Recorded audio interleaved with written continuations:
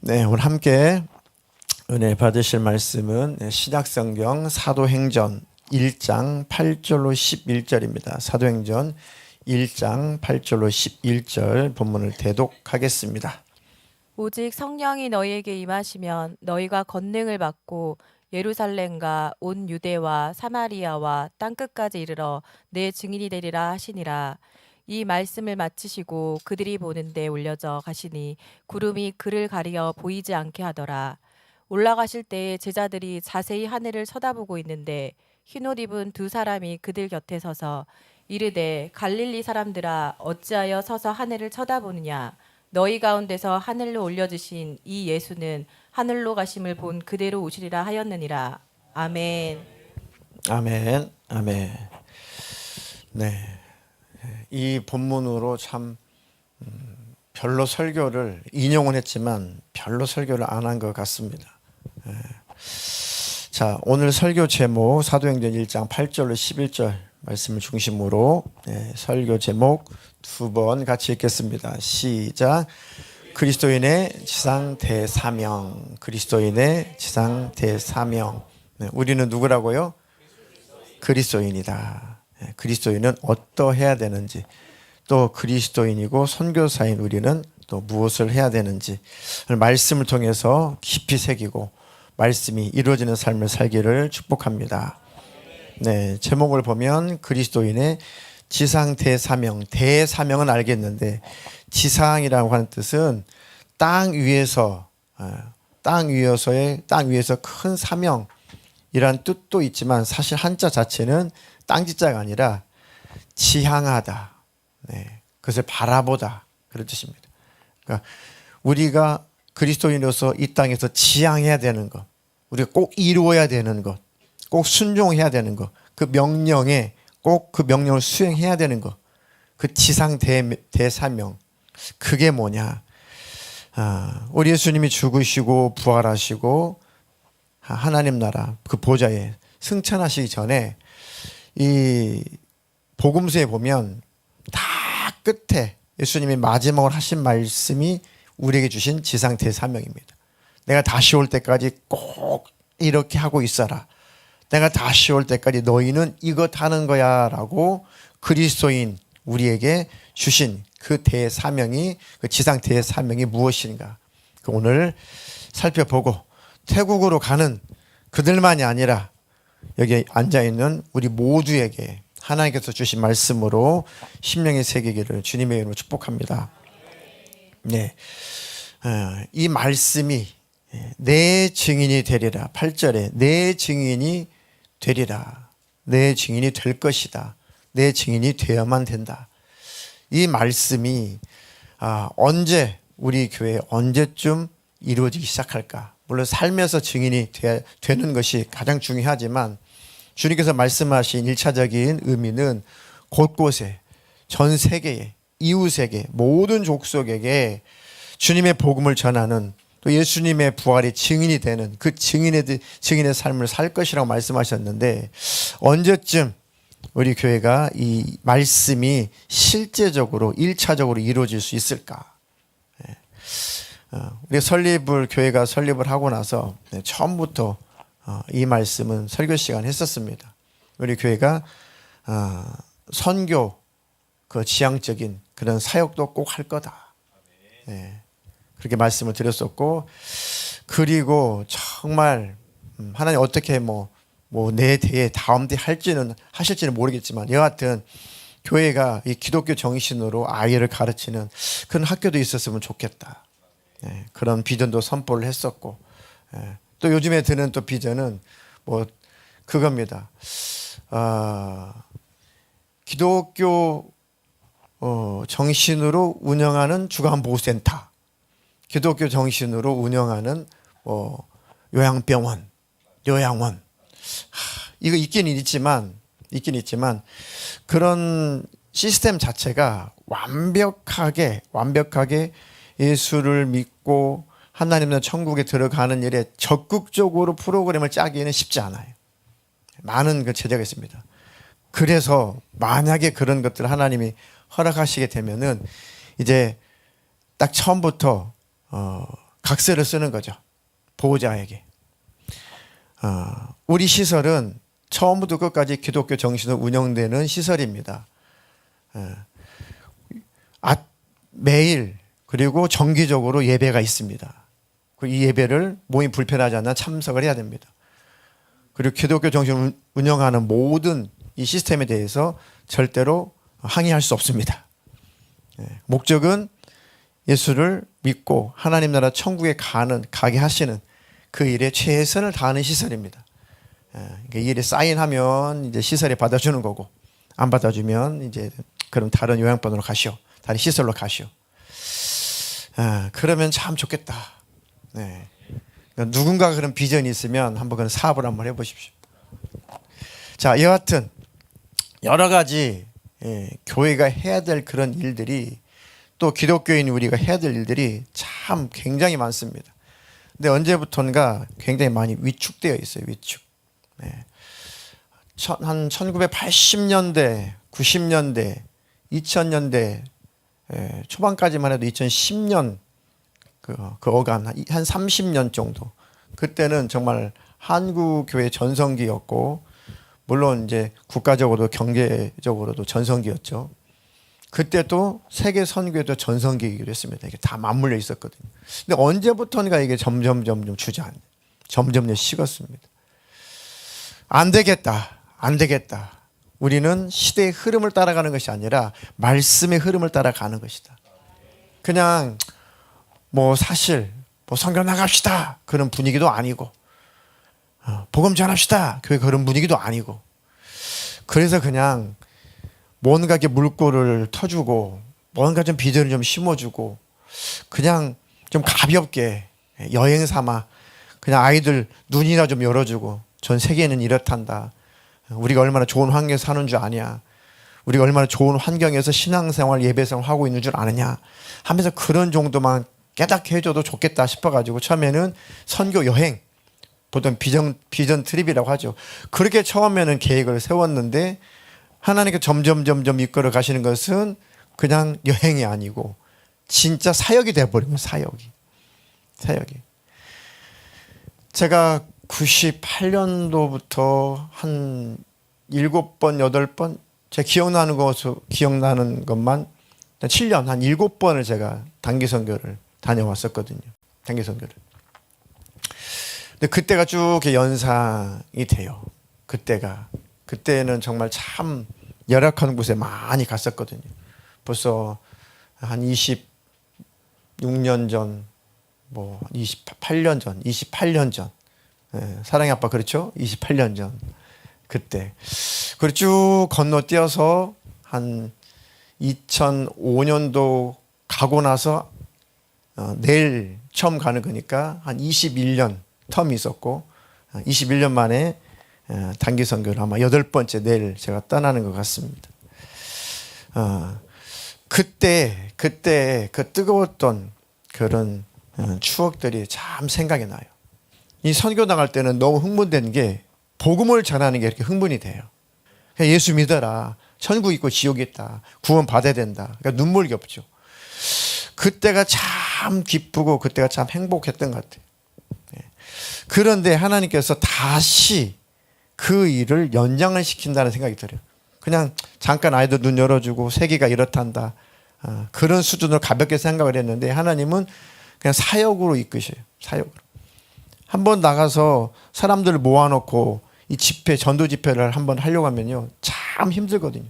전단지만 수천 장 만들어가지고 조를 짜가지고 다 나눠주고, 언어가 안 되니까 다 이렇게 사역리 같은 거 이런 거, 복음 전도지 이렇게 번역을 해가지고 막 2명씩 조를 짜가지고 막 노방전도죠. 돌아다니면서 막 언어가 안 되니까 막 이거 읽어보라고 이렇게 손으로.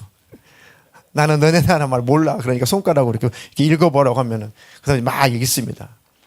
맨 마지막에는 언제 몇 시에 어느 곳에 집회가 있으니까 와봐 이렇게 사탕 주고 이렇게.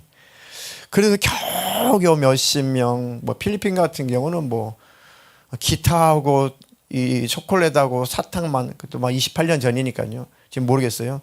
하여튼 기타하고 초콜릿, 사탕만 이렇게 갖고 가서 뿌려도, 전단지만 줘도 500명씩 모여요. 밤에 어린아이들 위주로 쭉 500명 모입니다. 그런 막 집회하기가 막 좋았습니다. 근데 열심히 낮에 뛰어다녀야 돼. 필리핀만 그랬고 그 외의 지역은 그렇게까지 잘 오지 않습니다. 많아야 뭐 30명 이렇게. 그것도 굉장히 많이 온 거죠. 죽으라고 며칠 전 돌아다녀봐도. 그런데 우리는 선생님들까지 해가지고 200 처음에 100명이라고 그랬거든요. 그 다음에 전화했고 110명이래요. 최근에 120명이래요. 이 뭐야 이거 도대체. 그리고 선생님은 뺐대요 그 숫자에서.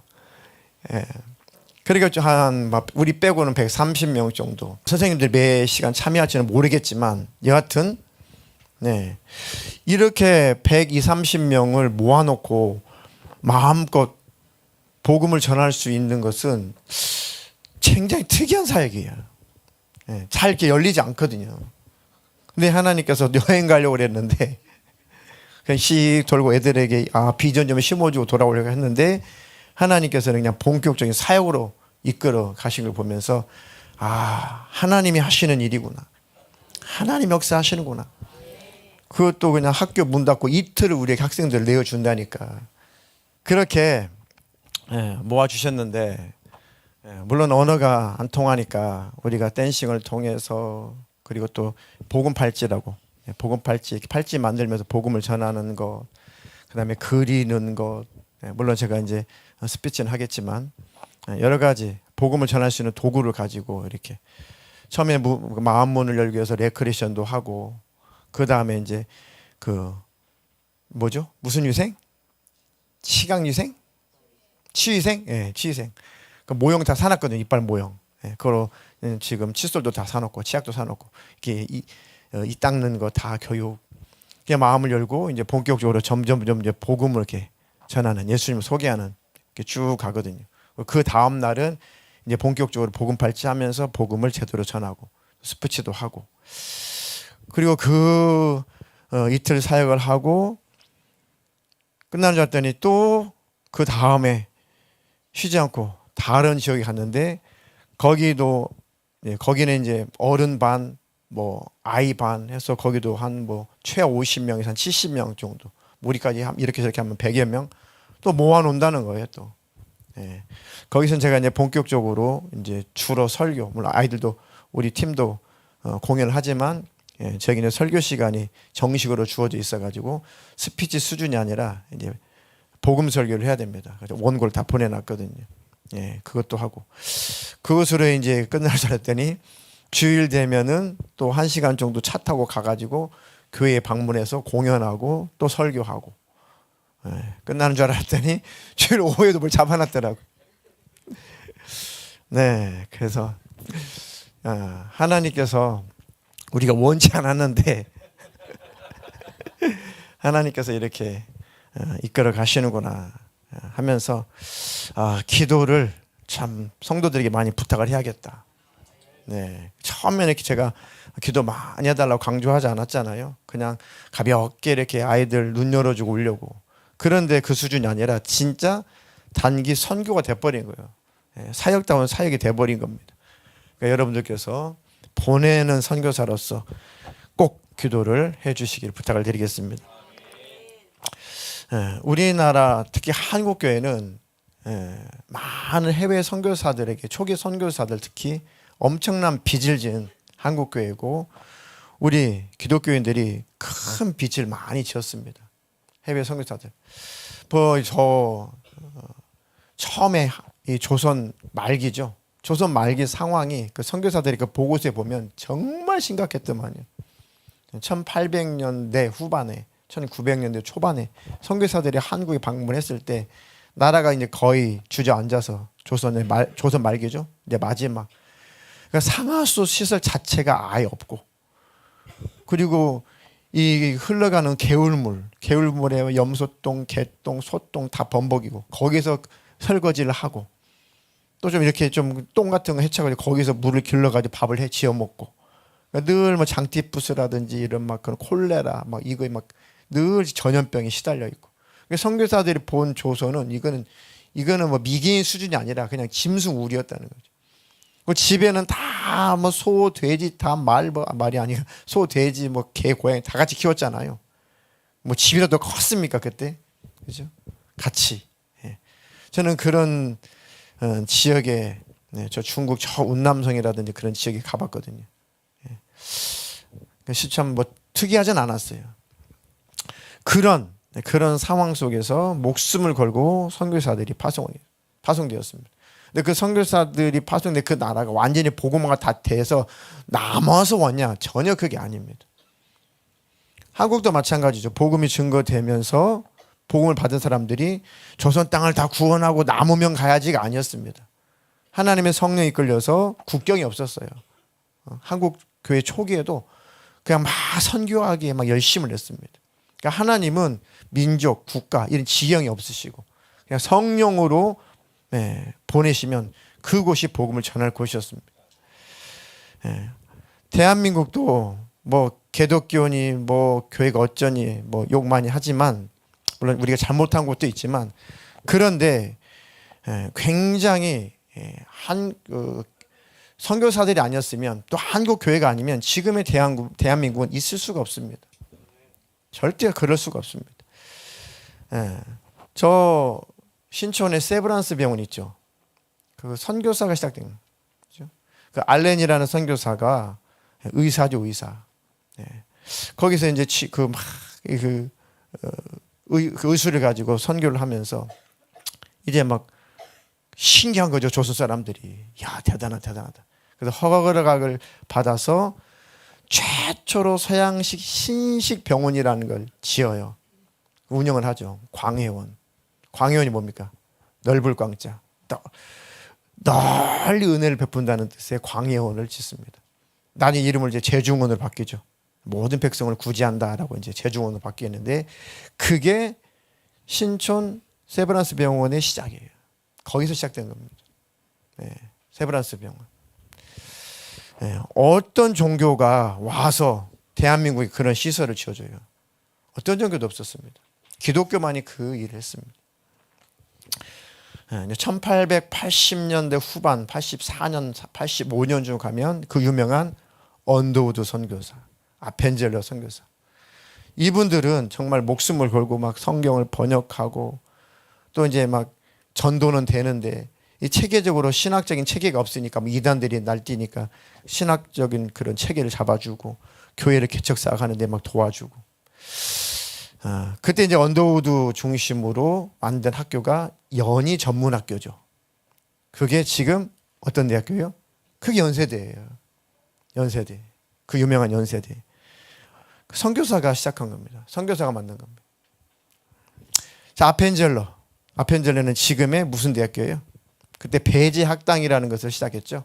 지금의 배제대학교가 아펜젤러가 세운 학교입니다. 아펜젤러에서. 자, 그럼 이화 여대는요. 스크랜튼이라고 하는 선교사가 시작한 거예요.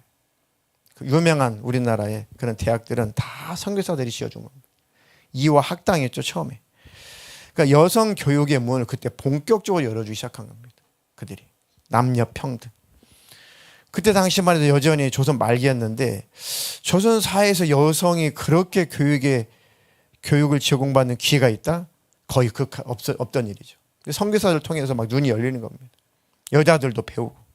그러니까 한국의 최초로 여자들의 체계적인 교육이 그때 시작이 된 거예요. 그 외에도 뭐 제임스 게일 이런 분들은 성경 번역에 막 집중하고 찬송가 번역도 많이 하고 그다음에 한국어를 막 연구해서 서양에다가 한국 문학을 막 소개를 해요. 한국을 알리는. 그 선교사님이 다 해준 겁니다. 그리고 복음을 한국어로 정착시킨 핵심 인물이 제임스 게일이라는 분이죠. 네. 그리고 저 숭실대학교, 윌리엄 베어드 이분이 세운 겁니다. 그때 숭실학당이죠. 이화 학당. 숭실학당을 설립해서 지금의 숭실대학교가 된 거죠. 그리고 많은 또 여자 선교사님들도 많이 있습니다. 그 여자의 몸으로 오셔가지고 뭐 로제타 홀 이분은 의사예요. 의료 선교. 그다음에 고아원을 많이 지었습니다. 또 장애인 사역을 많이 했습니다. 이 여자 선교사님도 열심히 활약을 많이 했죠. 이런 뭐 다 이루 말할 수 없는 수많은 남녀 선교사님들이 아주 목숨을 걸고 인생을 불살랐죠. 막 병원 짓고 학교 짓고 고아원 짓고 여성 교육시키고 막 문맹 퇴치 그런 거 하고. 그런데 그때 당시에 보고서에 제일 선교사님들이 힘들었던 게 뭐냐면 너무 위생적으로 너무 열악하니까 너무 그 전염병이 많으니까 풍토병이 많이 시달려요. 그러니까 자식이 죽어 나가는 것은 다반사고 그냥 뭐 남편을 잃었다든지 여자 선교사는 또 남자 선교사는 아내를 잃었다든지 이런 일들은 그냥 다반사했습니다. 보고서. 그래도 조선 땅에 복음 전하겠다고 포기하지 않고 끝까지 보면은 사진 보면 상투를 틀어요. 서양 선교사들이 상투를 틀고 복음을 전합니다. 네. 본국으로 잘 돌아가지 않고 세금을 마감하는 사람들이 많이 있습니다. 우리 저 마포에 가면은 그 있죠. 양화진에 가면은 그런 거 있죠. 예. 어쩌다 한 번씩 가보면은 참 이렇게 숙연해지기도 합니다. 예. 그리고 그분들은 막 한국말을 막 배워서 토착화 시킨 거예요, 복음을. 자기 나라 말로 막 이렇게 주입시키는 게 아니라 어떻게 하면은 한글을 사용해서 이들에게 자생할 수 있을까? 자생할 수 있을까? 조선 땅에 어떻게 하면 이 복음이 기독교가 교회가 잘 자생할 수 있을까? 해서 그들이 한국말을 배운 거예요. 그리고 심어놓고 그들은 다 죽어 떠났습니다. 우리 교단도 마찬가지죠. 페니 선교사를 중심으로 해서 우리 교단이 제일 힘든 시기에 늦게 시작을 했습니다. 저 미국의 남침례회에서 엄청나게 한국의 지원을 엄청나게 많이 해줬습니다.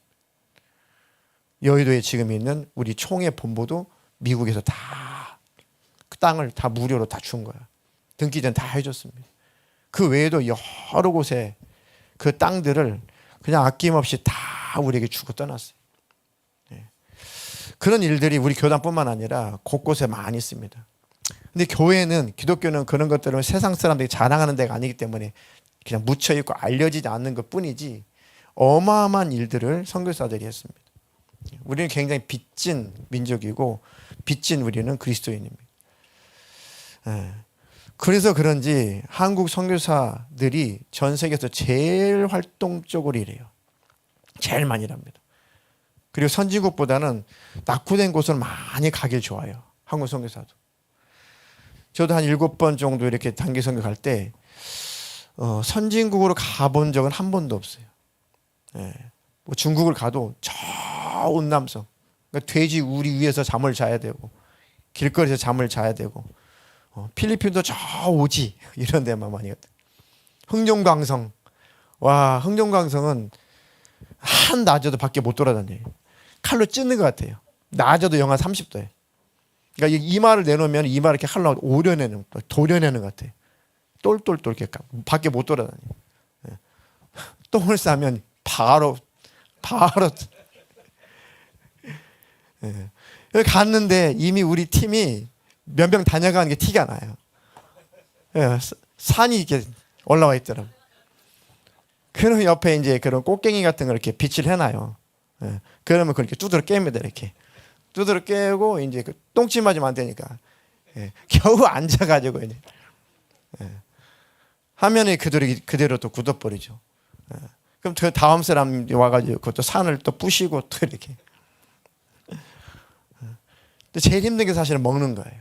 먹는 거. 잠자는 것도 그런데 먹는 게 없어요. 손님이 왔다고 최선을 다해서 대접해 주는 게 두툼한 우리나라로 말하면 번데기인데, 그러니까 말이 번데기지 우리나라 번데기는 배가 홀쭉하잖아요. 그 지역의 번데기는 투실투실지 엄지손 투실투실 아주 갈색으로 투실투실 살이 쪄 있어. 그리고 영양소가 파괴된다고 고단백이거든요. 기름 넣고 소금 쳐가지고 이렇게 겉에만 막 이렇게 볶아요. 데쳐요. 그리고 이만한 그릇에다가 이렇게 부어줍니다. 속은 하나 안 익었어요. 근데 나름대로 손님 왔다고 정말 대접을 잘 해준다는 거예요. 그래서 자기들의 그런 그 보람 때문에 그런지 먹을 때까지 보고 있어요. 이렇게. 저는 7번 중에 5번을 팀장으로 갔거든요. 그러면 팀장님이 먼저 먹어야죠. 팀장님이 먼저 먹어야죠.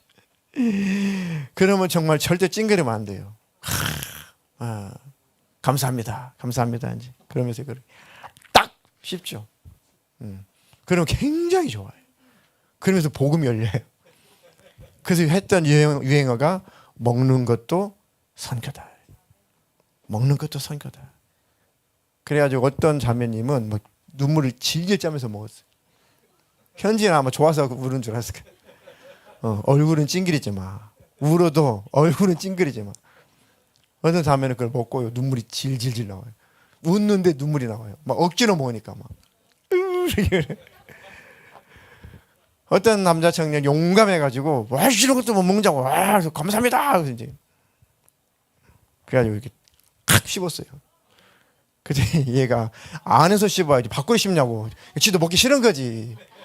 안에서 씹어야지 밖에서 씹으니까 이 엑기스가 쫙 나가가지고 그래서 또 웃고 뭐 그러면서 그런 것도 생각이 납니다. 여하튼 대한민국은 또 한국 교회는 또 예수 믿는 한국의 기독교인들은 큰 빚을 지고 살아가고 있다라는 것만 기억을 하십시오. 뭐 빚을 갚으려고 그런 것이 아니라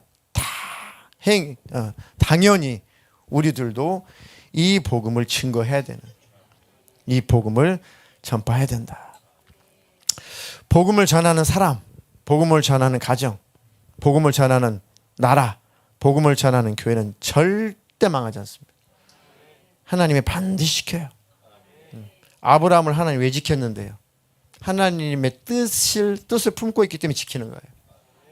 하나님의 뜻을 품고 있으면 망한 것 같아도 안 망해. 실수를 해도 하나님께서 고쳐줘요. 복음을 품고 있으면 하나님이 책임을 진다. 아까 찬양하는 것처럼 먼 곳에 나가서 여러분들이 복음 전하지 못할지라도 가까운 곳에서 기도하고 또 여러분들의 말씀대로 살려고 하는 그 삶이 예수님에 대한 증인으로 복음이 증거되는 삶이 사는 거죠. 네. 자, 마태복음 28장 18절로 20절 한번 보겠습니다. 대독해 주시기 바라겠습니다. 예수께서 나와 말씀하여 이르시되 하늘과 땅의 모든 권세를 내게 주셨으니 그러므로 너희는 가서 모든 민족을 제자로 삼아 아버지와 아들과 성령의 이름으로 세례를 베풀고 내가 너희에게 분부한 모든 것을 가르쳐 지키게 하라 볼지어다. 내가 세상 끝날까지 너희와 항상 함께 있으리라 하시니라. 아멘. 아멘. 자, 예수께서 나와 말씀하여 이르시되 하늘과 땅의 모든 권세를 내게 주셨으니 그 주님이 권세 있으신 주님이 우리와 함께 하실 것이니 그러므로 너희는 가서 모든 족속으로 제자를 삼아 아버지와 아들과 성령의 이름으로 침례를 베풀고 내가 너희에게 분부한 모든 것을 가르쳐 지키게 하라. 볼지어다 내가 세상 끝날까지 너희와 항상 함께 있으리라. 세상 끝날까지 우리가 해야 될 일이 뭐라고요? 예수님을 전하는 것입니다. 영혼을 살리는 것입니다. 그와 함께 하겠다. 예수님을 전하는 자와 예수님을 전하는 가정과 예수님을 전하는 교회와 예수님을 전하는 그 나라와 끝날까지 그런 너희와 함께 하겠다.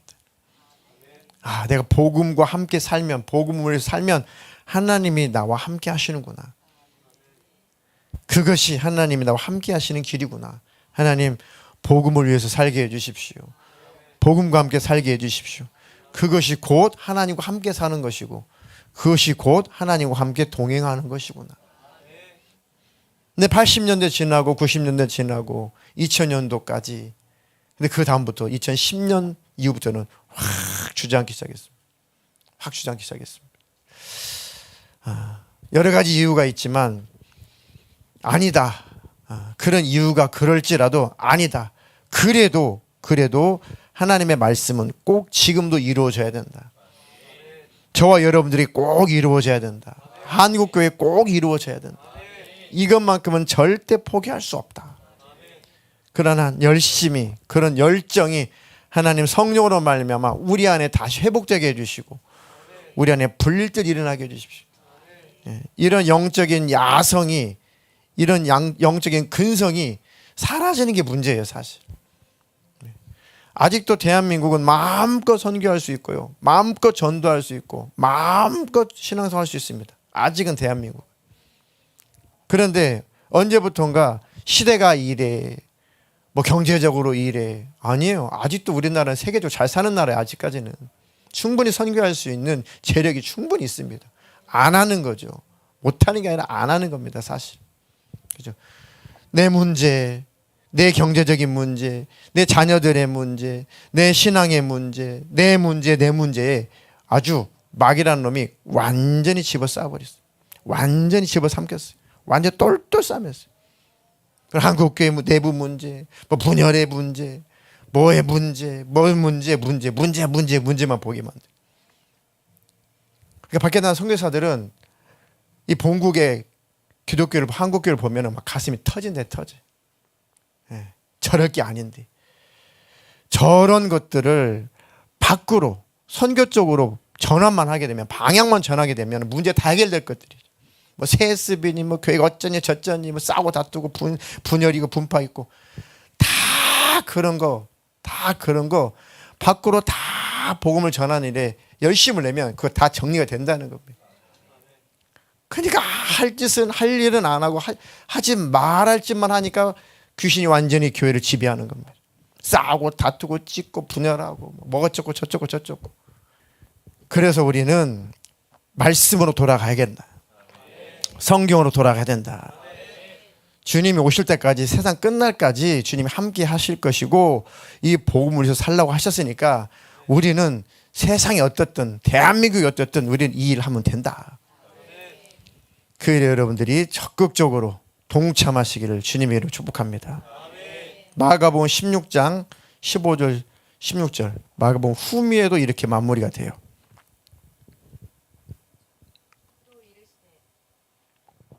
또 이르시되 너희는 온 천하에 다니며 만민에게 복음을 전파하라. 믿고 침례를 받는 사람은 구원을 얻을 것이요 믿지 않는 사람은 정죄를 받으리라. 아멘. 온 천하에 다니며 만민에게 복음을 전파하라. 믿고 침례를 받는 사람은 구원 얻을 것이고 믿지 않는 사람은 정죄를 받으리라. 세상에서 가장 귀한 일, 세상에서 가장 큰 일은 누군가가 구원을 얻게 하는 일입니다. 누군가가 나를 통해서 구원을 얻는 일이죠. 저도 제일 마음에 늘 새기고 있는 것이 누군가가 나에게 복음을 전해 주어서, 누군가가 나에게 예수님을 소개해 주어서 내가 예수님을 알게 됐고 그 예수님을 영접하게 됐고 그 예수를 믿고 성령 받고 나도 구원을 받아 지옥 안 가고 천국 갈 자가 됐다. 너무 다행스럽다. 제가 진짜 구원의 확신이 들고 나서 학창시절에 시골교회 다니면서 제일 감격스러웠던 것이 이 예수님이 믿어졌다는 것, 그리고 지옥 안 가고 천국 가게 됐다는 것이 너무 다행스러웠어요. 왜냐하면 정말 지옥이 믿어지더라고요. 천국이 정말 믿어지더라고요. 그러니까 소름이 돋는 거예요. 지옥 갈 뻔했구나. 영원 지옥에서 고통 속에 살 뻔했구나. 그런데 그 지옥 안 가고 천국에 갈 수 있게 되었으니 너무너무 다행스럽다. 아주 소름 돋도록 다행스럽다. 그러니까 그것을 깨닫고 나서 하나님 저 목사 되겠습니다. 그리고 그때는 너무 순진해가지고 학교 끝나면 토요일 날 방과 후에, 그때는 방광일 토요일 날이 방공일이죠. 오전에 수업하고 책가방 교회에다 던져놓고 애들하고 동네방네 뛰어다니면서 예수 믿으라고 그랬던 기억이 납니다. 전도 훈련 한번 받지 않고 그냥 이 예수 있다, 예수 믿어야 된다, 천국 이 지옥이 있다, 이것이 딱 믿어지는 순간에 천국이 있어요, 지옥이 있어요, 예수 믿어야 돼요. 그렇게 신앙생활 시작했던 그때가 기억이 납니다. 누군가가 나를 통해서 예수를 믿고 구원을 얻는다면 그가 다행이다. 정말 내가 예수 믿고 구원받게 돼서 너무 다행이다. 그걸 생각한다면 얼마나 큰 일이냐, 얼마나 좋은 일이냐, 얼마나 가치 있는 일이냐. 참 가치 있는 일이다. 지옥 갈 사람은 지옥 안 가고 천국 갈 사람이 된다는 것이 정말 가치 있는 일이다. 우리 태어나서 단 한 명이라도 그렇게 천국 갈 자로 만들어 놓고 죽는다면 정말 제일 큰일 한 거다. 제일 큰일 한 거다. 예, 올해 전도상 꼭 드릴 테니까 상을 위해서가 아니라 붐을 일으키기 위해서. 예, 먼 곳에 가지 못해도 가까운 곳에서부터 복음을 전하십시오. 자, 한 구절 더 보겠습니다. 누가복음 24장 46절로 48절. 또 이르시되 이같이 그리스도가 고난을 받고 제3일에 죽은 자 가운데서 살아날 것과 또 그의 이름으로 제사함을 받게 하는 회개가 예루살렘에서 시작하여 모든 족속에게 전파될 것이 기록되었으니 너희는 이 모든 일의 증인이라. 볼지어다 내가 내 아버지께서 약속하신 것을 너희에게 보내리니 너희는 위로부터 능력으로 입혀질 때까지 이 성에 머물라 하시니라. 아멘. 48절에 너희는 이 모든 일을 뭐래요? 증인이에요. 증인. 법정에서 증인은 입 다물면 돼, 안 돼요? 안 되죠. 증인이 입 다물고 있으면 무고한 사람이 형을 살게 되죠. 누명을 뒤집어 쓰죠. 지금 우리 때문에 누가 지금 오명, 누명을 쓰고 있어요? 예수님이죠. 예수님의 누명 우리가 벗겨져야 될 거 아니에요. 예수님이 죽으신 것은 우리 죄 때문이요. 예수님이 죽으신 것은 당신의 죄 때문이요. 예수님의 죽으신 것은 우리 인류의 죄 때문이요. 예수님은 실상 죄가 없었어. 그 증거로 예수님은 부활하셨습니다. 우리가 입 다물고 있으면 예수를 모르는 수많은 사람들은 예수님에서 오해하고 있겠죠. 오해하고 있죠. 그 오해를 풀어드리는 것도 우리가 해야 될 일이죠. 그 누명을 벗겨드리는 것도 우리가 해야 될 일이죠. 네. 자, 그런데 성령을 받고 나서 내가 약속한 아버지께 부탁할 약속한 것, 그 성령이 임할 때까지는 이 예루살렘을 떠나지 마라. 성령 받고 출발해라. 성령 받으셨나요?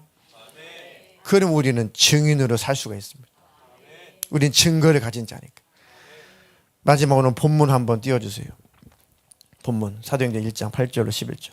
그래서 오직 성령이 너에게 임하시면 너희가 무엇을 받고?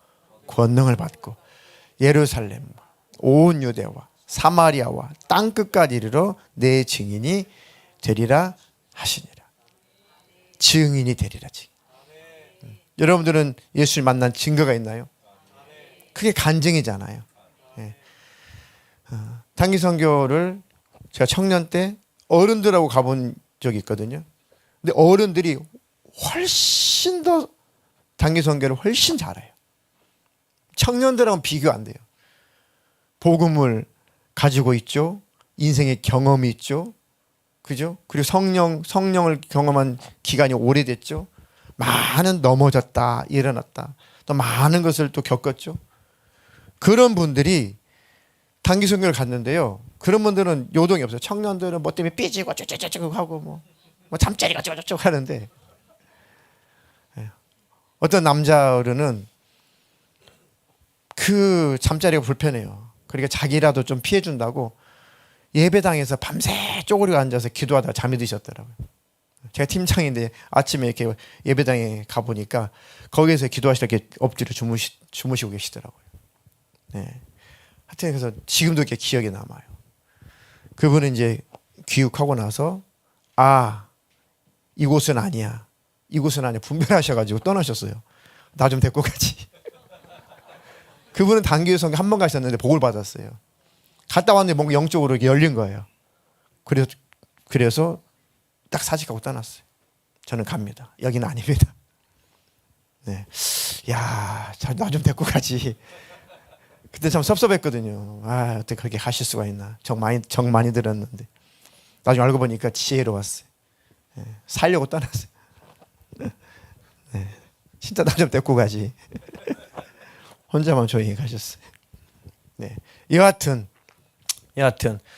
우리는 증인이다. 증인. 우리 안에는 간증이 있다. 어렵게 생각할 것이 아닙니다. 네. 내가 예수님을 이렇게 만났습니다.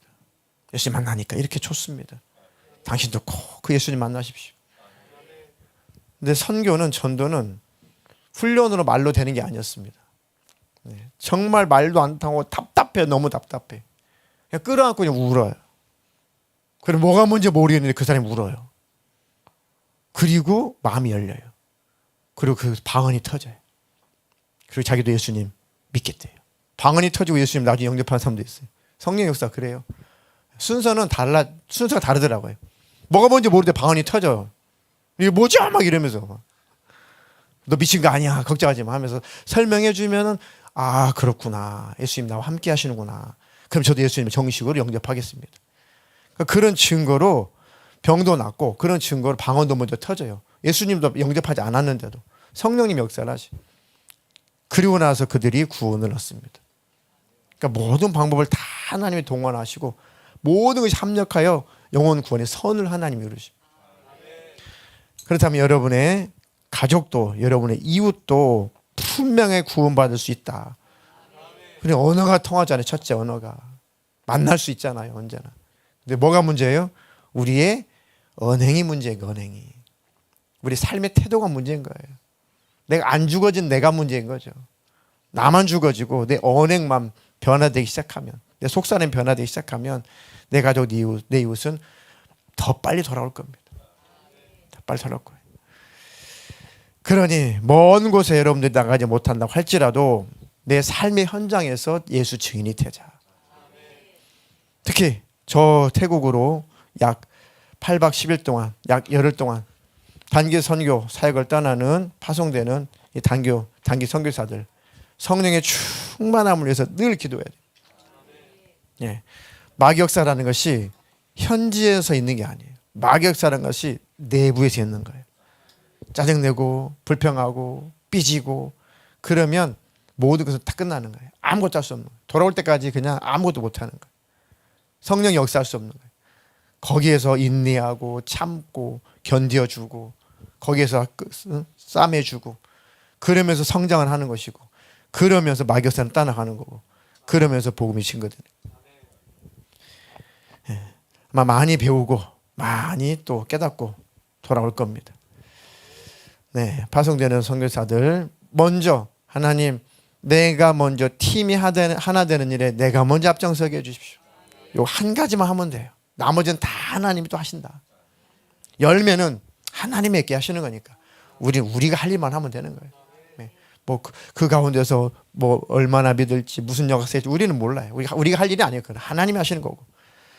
나중에 그 가운데서 어떤 또 사역자가 생겨날지 어떤 예수 믿는 사람이 생겨날지 몰라요. 한국 교회 교회사를 쭉 보면 단지 벽에 붙어있는 그 성경, 그죠? 성경 우연히 하나 얻었는데 그걸 도배지로 썼단 말이에요. 누워가지고 심심하니 겨울에 농하는 게 할 일 없어가지고 벽지로 썼던 그 성경 읽다가 예수 만났단 말이에요. 그죠? 근데 전도자가 되잖아요, 그렇게. 근데 그 토마스 선교사는 성경책 던져주고 체험당에서 죽었단 말이에요. 그걸 못 봤어요. 어떻게 될지. 성경책 불타다 남은 성경책 던져주고 그래서 죽었어요. 근데 그거 갖다가 벼랑박에다가 이렇게 돌배지로 썼는데 할 일 없이 그거 쳐다보다가 이게 뭐지? 그래서 예수 만나가지고 전도자가 됐단 말이죠. 다 하나님이 하시는 일이. 우리는 우리가 할 일만 하고 온다. 나머지는 하나님이 하실 것이다. 여러분도 함께 마음으로 기도를 함께 해주시기를 주님의 이름으로 축복합니다.